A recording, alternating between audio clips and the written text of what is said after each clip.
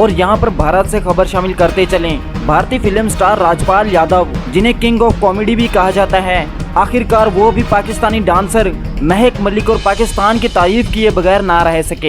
इन्होंने अपने इंटरव्यू में कहा कि हमारे हमसाए मुल्क पाकिस्तान में भी टैलेंट की कोई भी कमी नहीं है। पाकिस्तान से ऐसे बहुत सारे लोग हैं जिन्होंने भारत आकर भारत के लिए काम किया और इन्होंने खूब नाम बनाया, और ऐसे में इन्होंने अपने मुल्क पाकिस्तान का भी नाम रोशन किया। इन्होंने कहा कि भारतीय फिल्म इंडस्ट्री को चलाने में पाकिस्तानी किरदारों का भी बहुत अहम हाथ है।